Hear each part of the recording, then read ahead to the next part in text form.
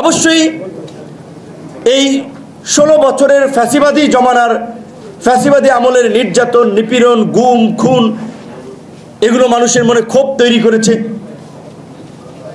এগুলো মানুষকে ক্ষুব্ধ করেছে, মানুষের মধ্যে অত্যাচার, নির্যাতন কিছু ক্ষেত্রে প্রতিরোধ করতে শিখিয়েছে। যেমনিভাবে আমরা 2018 সালে যখন কোটা সংস্কার আন্দোলন করেছিলাম, আমরা সরকারি চাকরির বৈষম্য নিরসনের জন্য আন্দোলন করেছিলাম। তো আমরা কি চাকরিতে ঢুকেছি?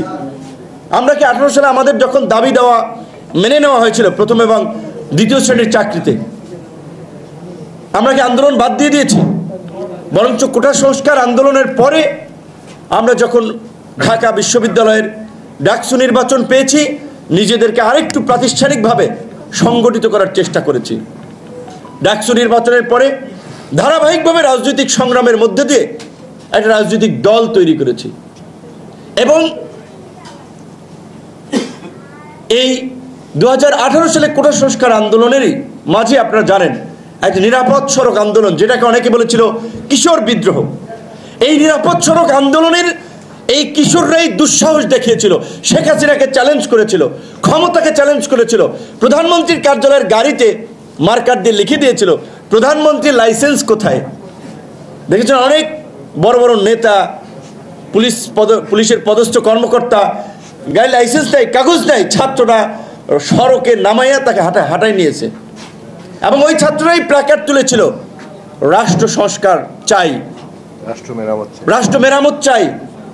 আন্দোলনে রাস্তায় বন্ধ করে বলছিল রাষ্ট্র সংস্কার চলছে এবং কিছু ছবি ফেসবুকে আপনারা দেখেছেন কি সুন্দরভাবে একদিকে একটা লেন অ্যাম্বুলেন্স যাচ্ছে, একটা লেন রিক্সা যাচ্ছে, একটা লেনে মানুষ হেঁটে যাচ্ছে। এইভাবে আন্দোলনের মাঝখানে তারা দৃষ্টান্ত স্থাপন করে দেখিয়েছিল।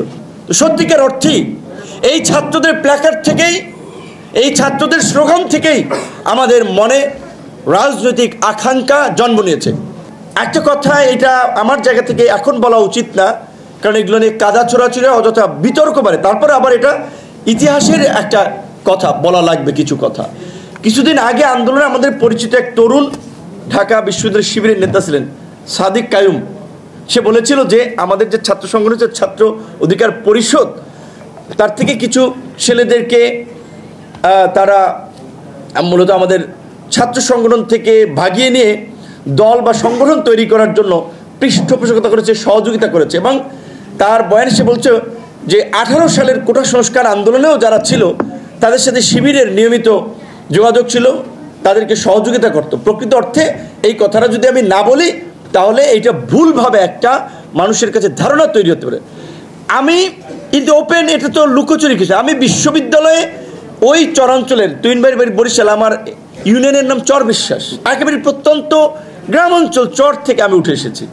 আমার বাবা একেবারেই একজন নিম্নবিত্ত পরিবারেরই মানুষ। সো আমাদের মতো মানুষের ছাত্রদের বিশ্ববিদ্যালয়ে পড়ার পাশাপাশি তাদের চিন্তা থাকে ফ্যামিলির থেকে লোড কমানো, নিজের খরচটা যদি নিজেরা চালাতে পারি, একটু কম খরচে থাকতে পারি, সে চেষ্টাটা করি। তো আমার হলে থাকা প্রয়োজন। হলে তো থাকতে হলে ছাত্রলীগের আসলে আপনার বাইরে থাকা যায় না, ছাত্রলীগ ছাড়া। আমরা উঠেছি ছাত্রলীগের হাত ধরে, অনেকে পদ দিয়েছেন, কিন্তু আমাদের বরিশালের নেতা ছিলেন, আলোচনা ছাড়া একটা পদও দিয়েছেন। তো ছাত্রলীগের সাথে একটা সম্পৃক্ততা ওই সময় ছিল, কিন্তু ছাত্রলীগের মধ্যে থেকে এবার আন্দোলন করে এই প্রেক্ষাপট আমরা তৈরি করেছি। কিন্তু শিবিরের সাথে কার্যত আমার ওইভাবে যোগাযোগ ছিল না, হয়তো আমার অন্য সহকর্মীদের একজনকে চিনতে পারেন। সো এইটা একটা ভুল ব্যাখ্যা হবে যখন বলা হচ্ছে যে আমাদেরকে সাপোর্ট করতো। আবার এই আন্দোলনের সময় আমরা দেখেছি আপনার এখন আন্দোলনের পরে যেভাবে বিভিন্ন রাজনৈতিক দল সংগঠনের মধ্যে ক্রেডিট নিয়ে একটা বিতর্ক হচ্ছে, এইটা আসলে আরেকটা আমাদের কাছে দৃষ্টিকটু মনে হয়েছে। তো আমাদের অনুরোধ থাকবে আন্দোলনের, অবশ্যই সাকিব ভাই বলছে যে সমস্ত অংশীজনদের একটা ভূমিকা আছে, কন্ট্রিবিউশন আছে। আমরা প্রত্যেকের কন্ট্রিবিউশনকেই স্মরণ করি এবং আমরা চাই আমাদের মধ্যে আন্দোলনের মধ্যে দিয়ে যে ঐক্য, ভ্রাতৃত্ব এবং সংহতি গড়ে উঠেছিল, সেটার মধ্যে দিয়েই সবাই মিলে আগামীর বাংলাদেশে আমরা বিনির্মাণ করব। তার জন্য আমাদের প্রয়োজন জাতীয় নির্বাচন।